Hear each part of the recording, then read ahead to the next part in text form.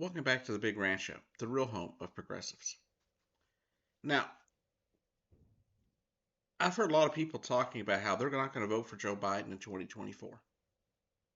A lot of people saying that because of how he's dealt with the Israel-Palestinian, Hamas war, they're just not they're going to stay home and not vote for him because he supports genocide. So let's have a discussion over all this, right? Let's have a discussion over what happens if you stay home in 2024. And then after that, we'll have a discussion of some of the things Joe Biden has done. Although I don't believe he's done enough, we will have a discussion. If you stay home in 2024, Donald Trump and or Ron DeSantis will become president and vice president, vice versa, whatever, right? Right now, it looks very clear that Donald Trump will win the primary for the Republican Party, regardless of any conviction. People are sitting there saying, well, he'll be convicted, he won't be able to be president. No, that's not how it works. There is no law in the books that prevents a felon from being president. Not one. Should that change? Yes. Because the fact is, if you can't get a job at your local Walmart because you're a felon, then you should not be able to be the leader of the free world.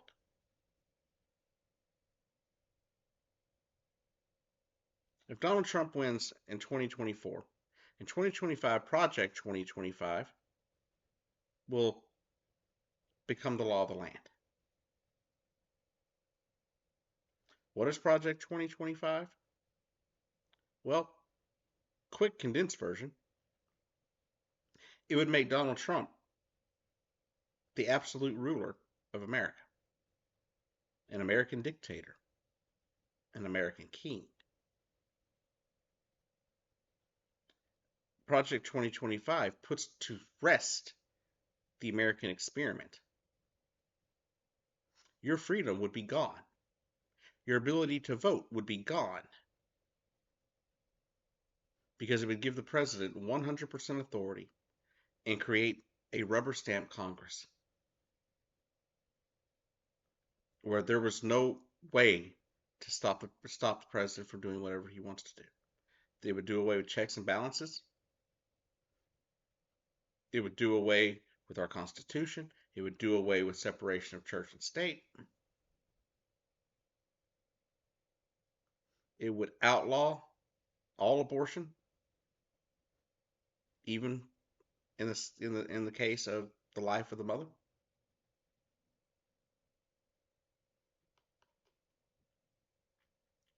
Those are just a few, right? Along with that authority, within it talks about getting rid of transgender people. Donald Trump over the summer released a video stating that he would lock people that were transgender or parents of transgender kids who are gender affirming in camps in jail. His words.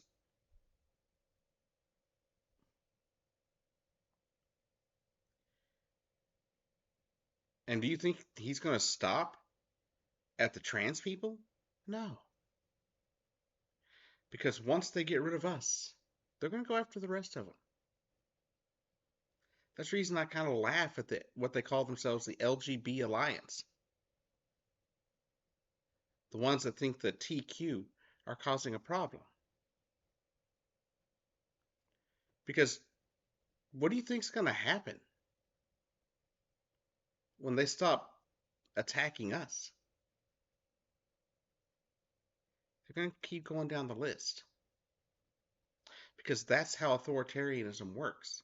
That's how hate works.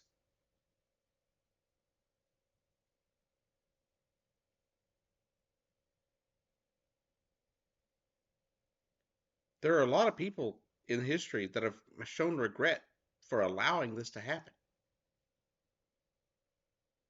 A lot of Germans in pre-World War II saw what Hitler was doing or wanting to do. They heard what he was saying, but they supported him because they didn't think any of that would ever happen.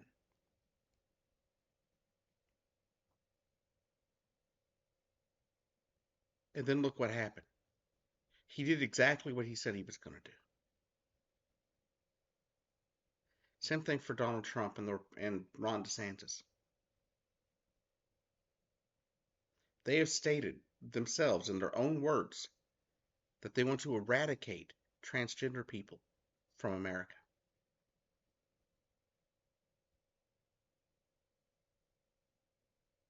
And I can't stand for that.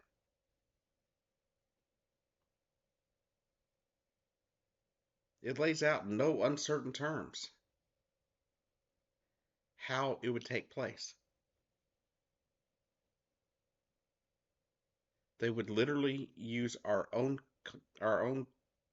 Congress and the office of the presidency to destroy our republic, to give Donald Trump or Ron DeSantis absolute rule of this country.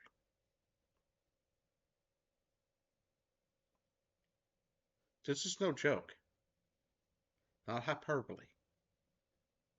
It's no lie. It's written down in black and white.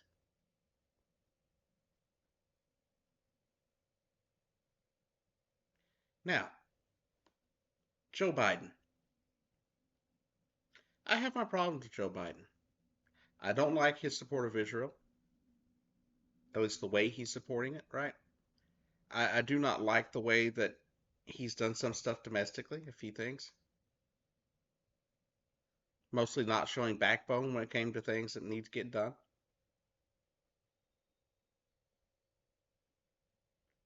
But I also understand that he's also between a rock and a hard place, right?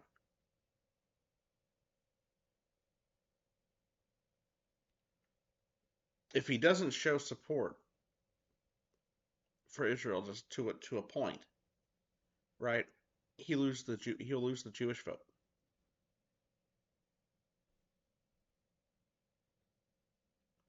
If he doesn't do anything to help the Palestinians,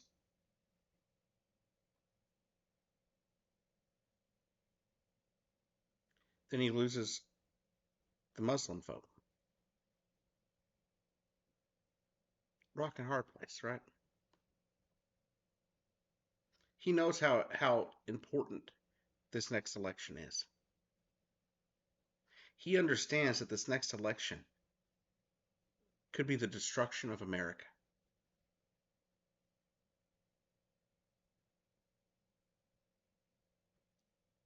Now, I don't like some of the stuff, a lot of the stuff he's done. I don't like the fact that he's supporting Israel the way he's supporting Israel.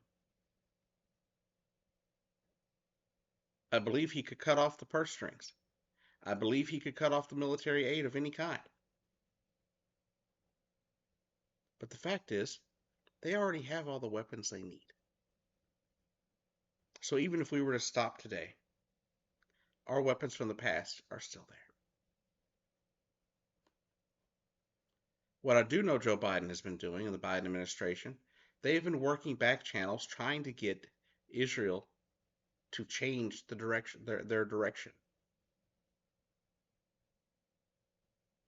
Making it very clear through Kamala Harris the other day that the U.S. government does not support the annexation or the occupation of Gaza.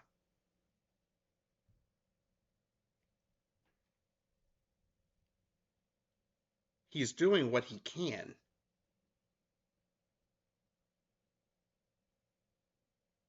Because at the end of the day, there are going to be people in Congress on both sides of the aisle that are going to pass bills to support Israel.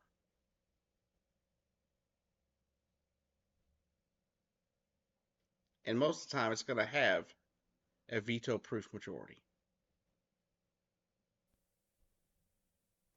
So it's kind of rough, right? Do I think he can do more? Sure. He could say more. He could be out there on, doing a national um, speech, explaining to Americans that while we support Israel's right to exist and their right to defend themselves, we cannot and will not support a genocide in Gaza.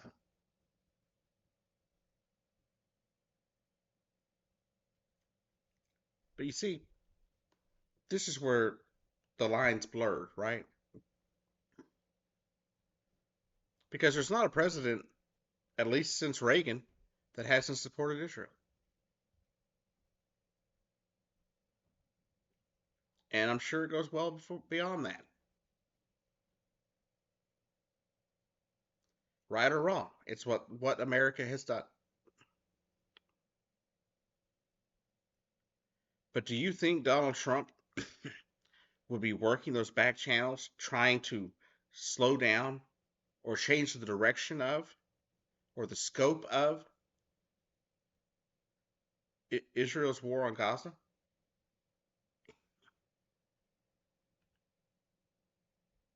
Because he wouldn't. In fact, he would have our troops on the ground.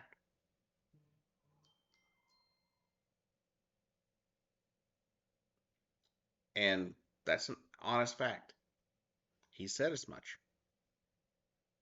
When he was president, he made it clear that he would defend Israel with our troops if necessary.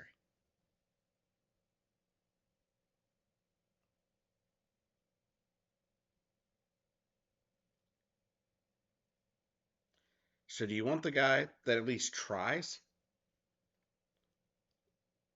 to limit what's going on?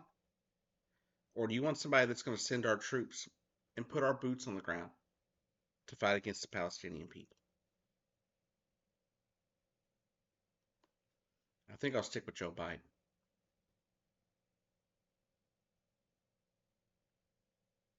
I saw a video the other day of somebody complaining. Well, y'all are wrong. A vote for third party isn't a vote for Trump. Yeah, it is. They're like, no, it's a vote for that person. No, it's a vote for Donald Trump. Due to the Electoral College and the way it works, it is a vote for the other team.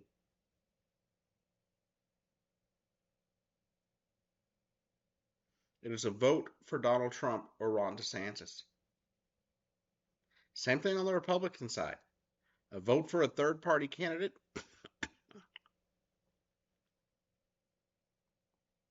is a vote for Joe Biden.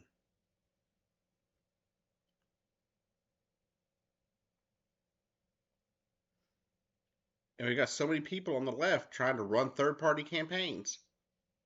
Jill Stein, Cornel West, a former Democratic leader in the U.S. House.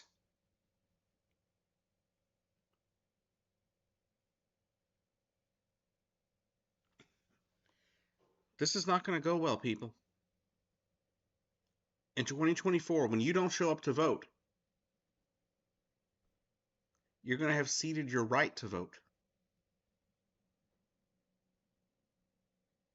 And no, Project 2025 won't take place immediately. But by the end of the year of 2025, maybe early 2026, if the Republicans have won the House, won the Senate, and won the White House, your chance to vote is gone.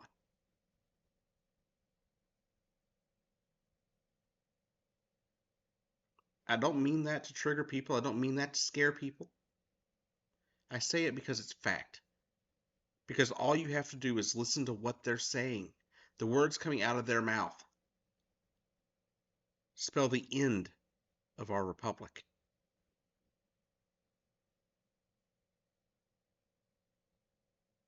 And I can tell you right now, it will not end nicely. Because when they try to pull this stuff off and they try to force this stuff on the American people, you're going to have yourself a war.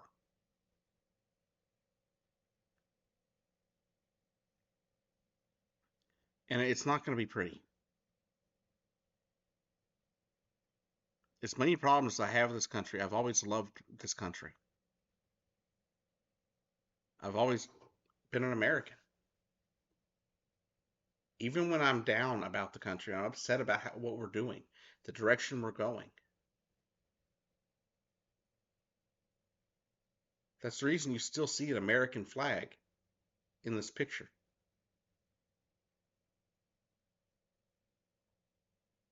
Because, yes, we have problems, but I think we can do better. I think we can do better.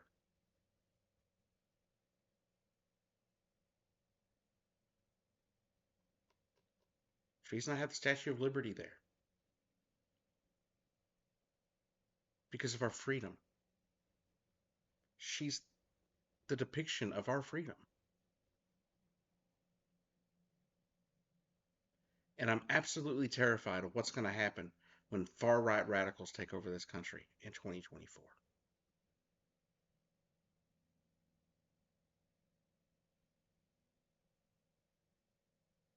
Anyways, have a good day. I've been Julie, and I'll see you down the road.